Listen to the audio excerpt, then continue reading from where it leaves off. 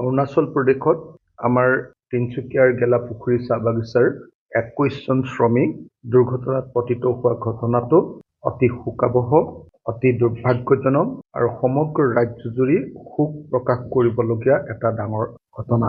এতিয়া গম পাইছো যে 18 জন শ্ৰমিক ইতিমধ্যে মৃত্যুৰ মুখত পৰিছে।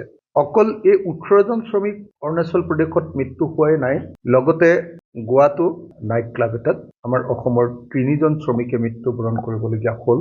গতিকে এইফালে 18 প্লাছ 3 জন টোটেল 21 জন শ্ৰমিকে মৃত্যুক আঁকোৱালি ল'বলগীয়া হোৱা ঘটনাটো অসমৰ এই সময়খিনিৰ ভিতৰত আটাইতকৈ ট্ৰেজিক ঘটনা, আটাইতকৈ দুখজনক ঘটনা। অসম চৰকাৰে এতিয়ালৈকে এই শ্ৰমিকসকলৰ মৃত্যুক লৈ কোনো ধৰণৰ ইনিচিয়েটিভ নোলোৱা ঘটনাটো এটা দুৰ্ভাগ্যজনক ঘটনা।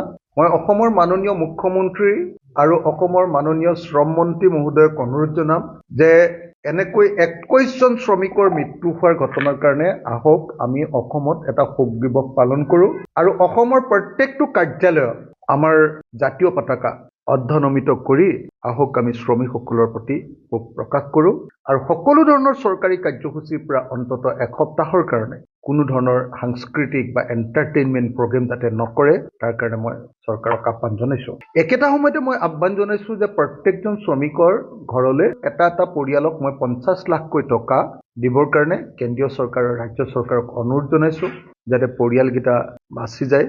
পৰিয়ালকেইটাৰ জীৱিকাৰ একমাত্ৰ উৎস এই শ্ৰমিকসকল আছিলে। এই অৰুণাচলত হোৱা এখন ট্ৰাকৰ পৰা 21 জন শ্ৰমিক পৰি যোৱাৰ ঘটনাটোৱে প্ৰমাণ কৰিছে যে অসমত আজিৰ দিনটোত চাহ শ্ৰমিকৰ অৱস্থা তৎসৈবচ। অসম চৰকাৰে সদায় কৈ আছে যে চাহ শ্ৰমিকসকলৰ জীৱন তেওঁলোকে বদলাই দিছে, কিন্তু এখন ট্ৰাকত 21 জন চাহ শ্ৰমিক অন্য প্ৰদেশত কাম কৰিবলৈ গৈ মৃত্যু হোৱাৰ ঘটনাটোৱে প্ৰমাণ কৰিছে যে অসমত চাহ শ্ৰমিকৰ অৱস্থা বা শ্ৰমিকসকলৰ অৱস্থা সঁচাকৈ অত্যন্ত দুখজনক।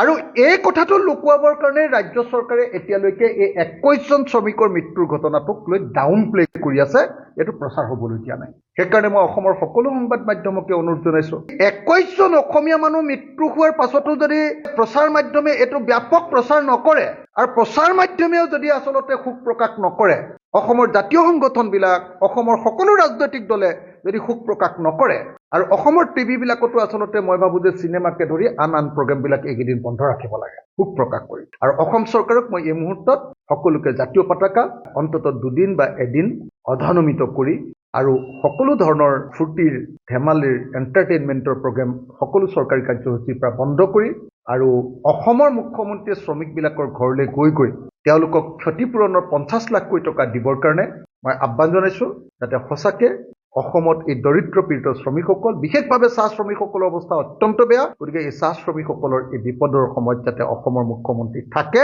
তাৰ কাৰণে মই আহ্বান জনাইছোঁ।